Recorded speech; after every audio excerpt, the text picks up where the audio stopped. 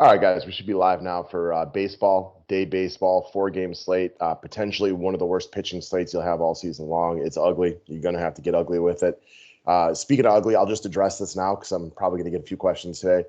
Yeah, sucks about the Giannis injury. We'll see what happens. It hurts. I don't know what the deal is. He could be out for one game. He could be out for a year. I don't know yet. We'll wait and see today and just keep fingers crossed like normal. That's all you can do, man. Injuries suck. We have seen way too many this year, so it's really unfortunate. It is, and that somebody else brought up the point that at least with some of the other injuries, you don't feel like, what, if it was a regular season, they'd be back in a couple of weeks. We don't know about Kawhi as he goes, but we fear on this one, it could be worse than we initially thought right away. Now, this could be a year injury. What is up with Kawhi? I don't get it. They're being very hush-hush. He's using his own personal doctors. And I don't know. It just seems like bad communication. And also the Clippers seem to be purposely being hush-hush. I don't think anybody really knows. Is there any chance he has a torn ACL, you think?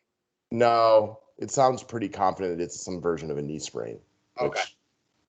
Take that for what it's worth. All right. As far as weather goes, I hadn't looked yet, but we got a couple yellow greens, but no real factors you have to consider here. Agreed. Yeah. What do you want to do with pitching today, young man? Because this is so ugly. It is ugly. Yeah, very, very ugly, no doubt. No one I say I'm going to like because just you don't like anyone. Just thinking about John Gray. Yeah, me too. And I don't like it, but I'm thinking about it too. I don't like it at all. And I have a feeling a lot of people are going to go there, which inherently makes me like the Pittsburgh stack. I was just going to say you probably like the Pittsburgh stack. John Lester, catching a Tampa team who strikes out a ton against lefties on the road with no DH. I think he's got to be high on the short list. That scares me to death, but that's just who we're dealing with here. Well, we can eliminate the Brewers pitchers, guys. They're not going more than 2 innings. I literally think, and I never say this, I think you could literally play relievers on this slate, at least one, because I'm not sure any pitcher gets over 15. I could see most of them not getting 10. Oh, yeah. If there's 7 guys in play here, I would bet that we get more than half under 10 today. I don't think using I don't know. I guess if using a Josh Hader is crazy. And even if he doesn't pitch, I still think you could win. Yeah, he pitched last night, but he hadn't pitched in days, so he should be available today. Yeah, or whoever it is, it doesn't have to be him. I will say John Gray kind of does stand out, though, a little bit. It is unusual for me on a 4-game slate to say I'm considering both pitchers in the Pittsburgh-Colorado game. And John Gray is clearly a higher priority for me. But the fact that Chad Kuhl's even in play right here just speaks to how pathetic the options are in this one. I don't mind Kim normally, but he is not pitching well at all, not getting any swings and misses. And I know Arizona's awful, but I just can't spend 9-6 on this guy. Yeah, I can't either. There's no strikeout upside. Not pitching well. During the day, I think Arizona could get to him a little bit. Honestly, I was looking at Aaron Ashby a little bit, even as just an opener. Actually, the more I think about it, I'm looking at him a lot because I just mentioned the point about relievers. He's guaranteed to pitch. He's good. He'll probably only go 2 innings, but that's all I need on this slate, assuming he gets through it. Kind of like the Cubs today, though, a little bit. They were so close to breaking out all day yesterday. I got Jock Peterson put on the cover. Jock Peterson's one of my favorite plays today. He is. I've watched a bunch of his at-bats the last 2 days. He's about to have a big game. Is this you think they get to Ashby or Suter or both? Well, I think there's going to be there's 5 or 6 guys pitching for Milwaukee today. I don't know who they get to, but I just think they're going to score some runs. They had 2 guys on all night last night. And if it wasn't for the fact that it was Brandon Woodruff, Broxberger, Devin Williams, and Josh Hader, legit, the best the Brewers could throw out there, they looked like they were about to score a ton of runs. They just kept getting guys on base, putting together quality at-bats. I'll just bring him up right now since I kind of alluded to it. Jock Peterson has 4 walks and 2 hits over the last 2 days, including a hit off a Hader last night. He was, seeing the ball well against lefties. I just called a gut feeling having watched most of his at-bats the last 2 days. I think he has a big game today. he is going to be unowned against the lefties. I mean, both lefties coming in from Milwaukee. Yeah, so I think that was one of the big things they talked about last night and why he liked going to Chicago. He's like, I can hit lefties. The Dodgers would never let me do it. Are you going to let me play against left-handed pitching?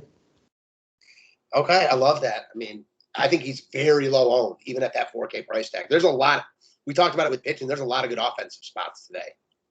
Because pitching is so bad, there almost has to be, right? Like, yeah. Even though like I like John Gray today, and it sounds like you're looking there, man. There's nothing, like we already mentioned it. You're not crazy at all to stack Pittsburgh here.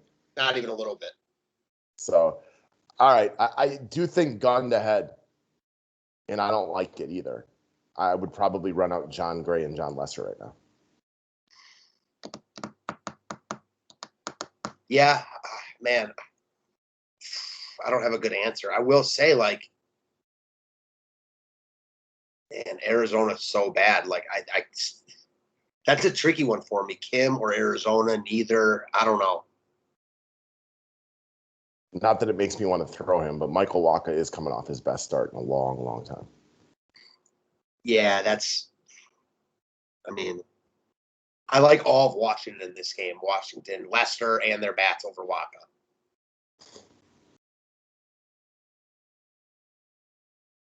Ugh, this whole thing is gross.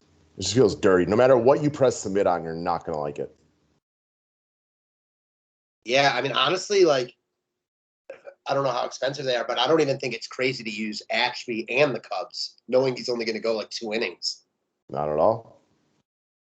Not at all. All right, let's talk about offenses in this game, guys. And again, they're almost all in play today. Like, I legit think you can make a real argument around any stack.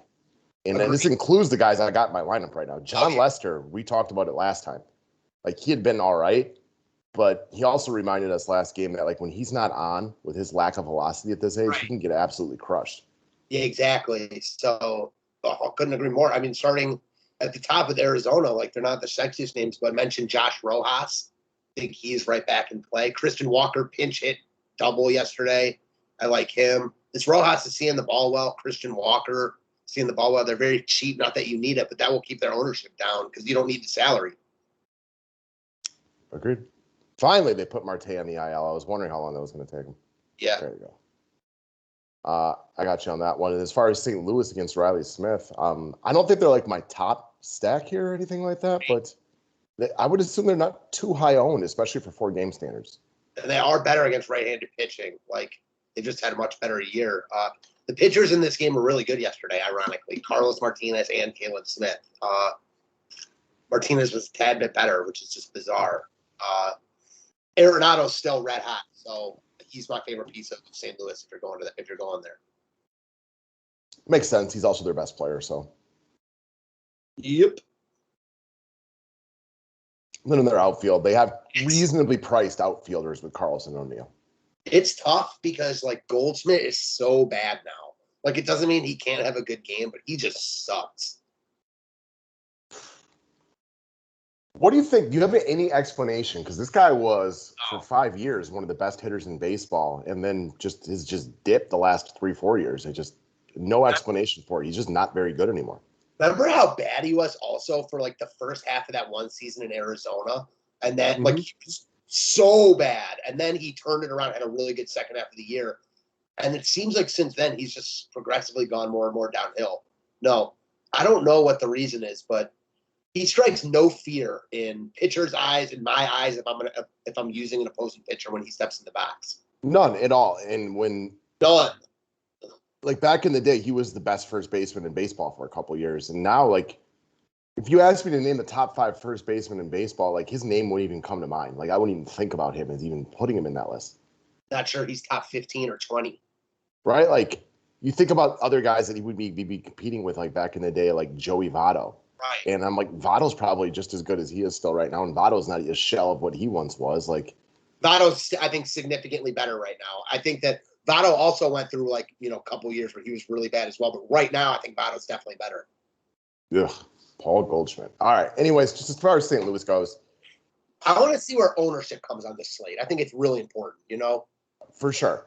I get that all the way around. And honestly, I like offense in the next game better than I do the first game. So the Brewers were bad last night. Great win to win that game on 2 hits. And the Cubs legit had two guys on in almost every single inning. So from a Brewers fan's perspective, I loved it. But offensively, they were not great last night. They got Arrieta today, who, we didn't even mention. Arrieta's in play too. I don't like it, but he's definitely in play today. Every pitcher's in play. Gotta be, right? Right. Milwaukee will strike out a lot. So maybe they have a watered down lineup today. I was just going to say that. I think there's a real opportunity. Yelich isn't in the lineup. Yeah, so there you go. Man, I don't. Arrieta's again, just like these other guys. I mean, he belongs in this group with Lester and John Gray. Like this is a funny group of pitchers to have. I don't know. One guy from Chicago I definitely was looking at was Javier Baez. He had awful numbers coming into yesterday against Woodruff, like 1 of 17. He tripled. He walked. I mean, buying signs. I know that walk he had a couple of days ago was fluky, but he still has walked 3 games in a row. If you just want to make it simple, guys, there's a lot of upside for his price tag too, right? Like this is a guy who's got not quite Acuna and Tatis upside, but on a daily basis, I mean, he can give you big monster scores, and he's only 3,800. I also like him today. I like the idea of offense in this game, and Baez would be a big part of it. The Cubs were in LA facing the Dodgers. Like I think they faced one of their good pitchers, and you even brought up Baez, and we're like, listen, like he's not in a good spot, but he's 3,800. Like now he's in a good spot, and he's 3,800. Actually, I brought him up 2 days ago against Freddie Peralta, and I'm like, I think it's a terrible matchup for him. I don't like the way Peralta's got that slider and the high heat. That's bad for Baez, but he's too upside for his price tag. That was it. It was actually against Freddie Peralta. We didn't bring him up on the public video. No, that was on members only. Yeah, that's what I was referring to. Against Freddie Peralta, he was 3,800. Now he's not facing Freddie Peralta, and he's still 3,800. That was exactly it. Yeah, Patrick Wisdom, quietly having a nice year, 11 home runs. Hit a ball the other day that still hasn't landed. I mean, I think he's in play. I kind of like the Cubs today. Yeah, I can tell. I was just about to say, I can tell you really like the Cubs today. The hard part is I don't think you're going to see Rizzo or Chris Bryant today. Like, they had a monster pinch hit spot in the 9th inning last night where they pinch hit Jose Lobaton over Chris Bryant because Chris Bryant clearly is not ready to go. It's better than Arizona 2 days ago. Tie game, bases loaded in like the 6th inning. Instead of pinch hitting their pitcher with 2 outs, they brought him up to bat. In like a 1-1 game, they brought him up to bat because they didn't have the relievers to cover the game after that. He just stood 3 straight pitches. Ouch, that hurts. Yeah, Cubs had 2 guys on against Hader last night in the top of the 9th, down by 1 run. And if Chris Bryant could pinch hit, he was going to pinch hit there, right? Like, that was just made for him. And in fact, he wasn't in there. There's no way he plays today. I'm with you, man. Like, yes. Jose Lobaton's terrible. He's so bad. So, yeah, that was your option. Like, they were clearly out. So, yeah, I'm with you. Ian Happ, Tyrone Taylor, you got plenty of cheap pieces all over the place here. I do think there's a real opportunity. You don't see Yelich today. Or maybe they're shorthanded enough they give them a go and see what they got. Yeah, sure. The back problem hasn't seemed as big of an issue. They were talking about it last night. Since it's warmed up, it hasn't tightened up on him. Okay. So, Adames, although I'd probably go Baez here as well if I was game stacking this game. Milwaukee's like real expensive for who they are. For sure. Other than Hira. Yeah. So. Price doesn't, I will say though, price doesn't matter on this slate. I mean, look, you have 2 of the more expensive pitchers, and you can basically get whoever you want. Agreed. Oh, heartbreaking for our boy Marquez last night, huh? Yeah. Man. Yeah, I felt like though it was destined to they were destined to get a hit because there were so many balls were getting put in play. Yeah, and just eventually something's going to land. I didn't see the hit or anything like that. I just noticed he was through 8 with no hits allowed and saw they got a single in the 9th. Well, I saw he was through 7 with 70 pitches. Yep. Wow, and then he threw a bunch in the 8th, so that was kind of red flags for me. 92 pitches to finish the game last night. How Greg Maddux of him? Yeah, very much so. I mean, this whole game's in play. Chad Kuhl, who I know you don't think is very cool. He's in play as a pitcher, but you're not going to be excited about it. Obviously, the entire Rocky stack is also in play. If my memory serves me correctly, Kuhl's been very prone to giving up, big hits to left-handed hitters throughout his career. So everything in this game is in play. I'm probably going to run with John Gray. He was super impressive the other day, so I'm just going to hope he has that again today. And like all Colorado pitchers, for under no real explanation, has been significantly better in home games this year. I hate, using guys after another pitcher just throw like a no hitter or close to it, because chances are Gray won't be as good as Marquez today. That said, the slate's just so shitty as far as pitchers go. Like, yeah, Gray looks like one of the best options. I do think that if he's getting a lot of love, might just bite the bullet and stack Pittsburgh.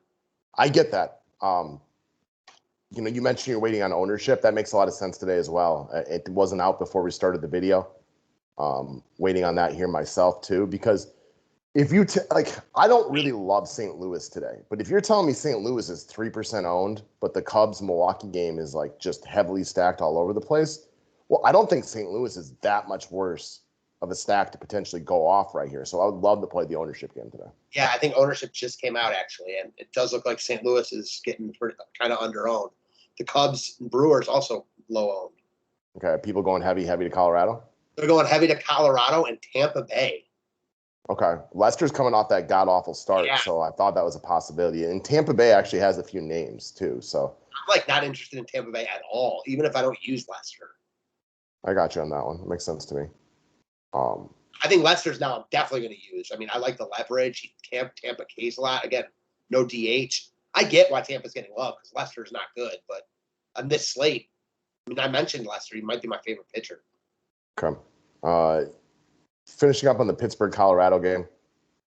I mean, again, the Colorado guys make a lot of sense. Tapia's having a real nice season, 4,500. You can, throw him into your lineup any day. Trevor Story always owns a lot of upside.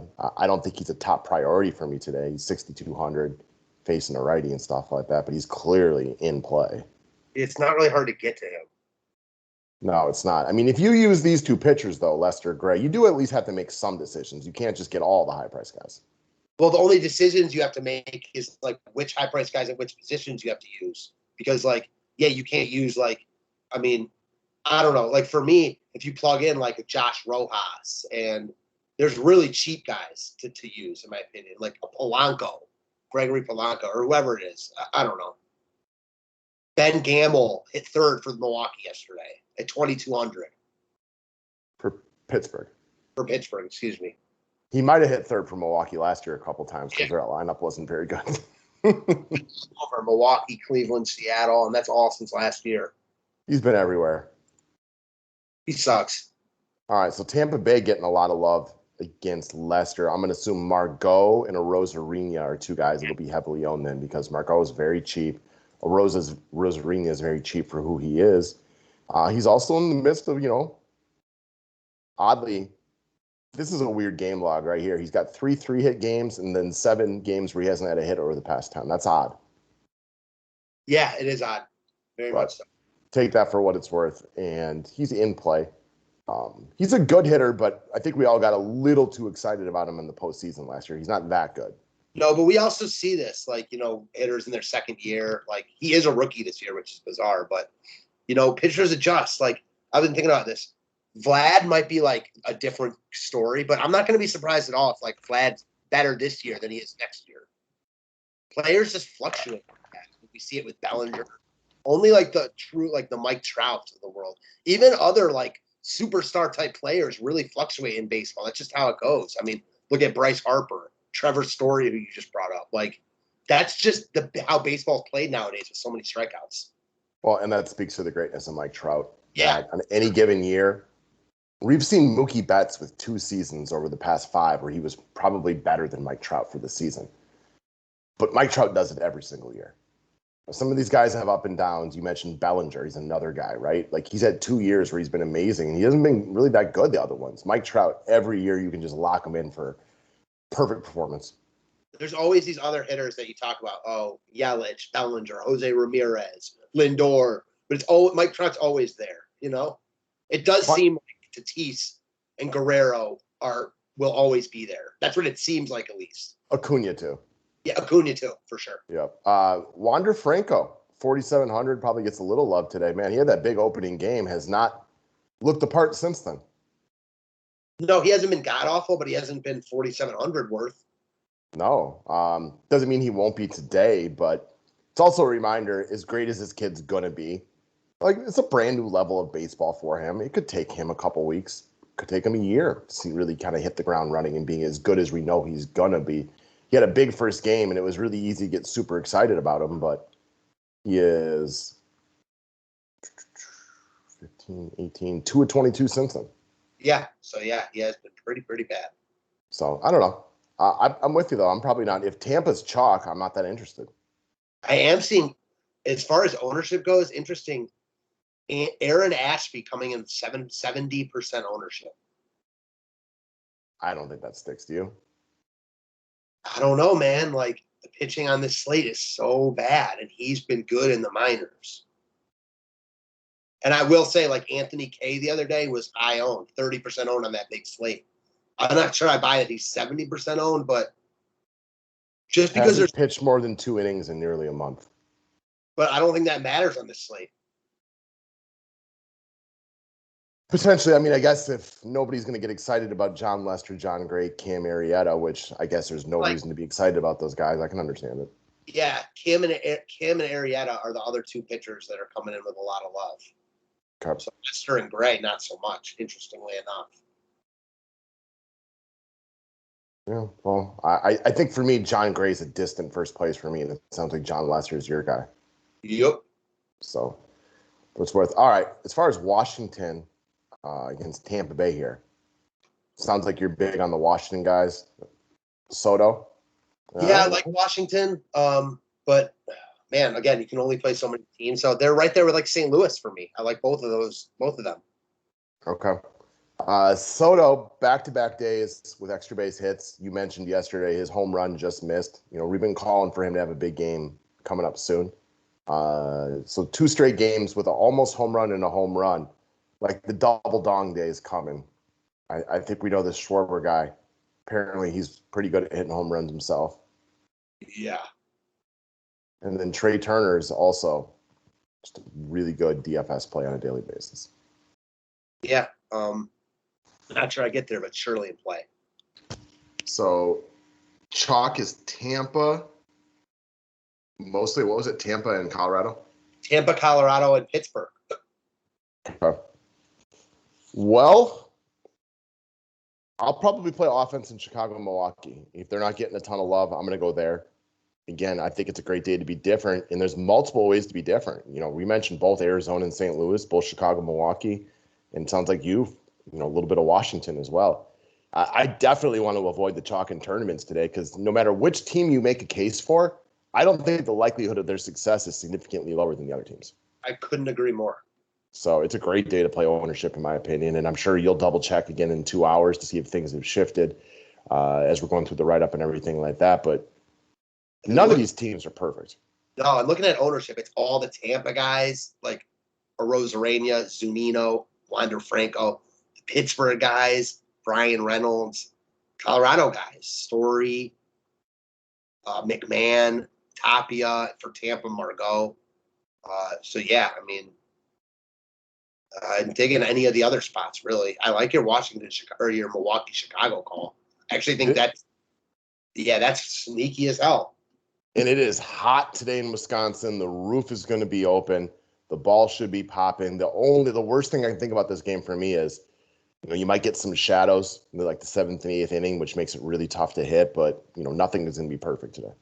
My biggest thing with the Cubs is what you said about Brian Rizzo.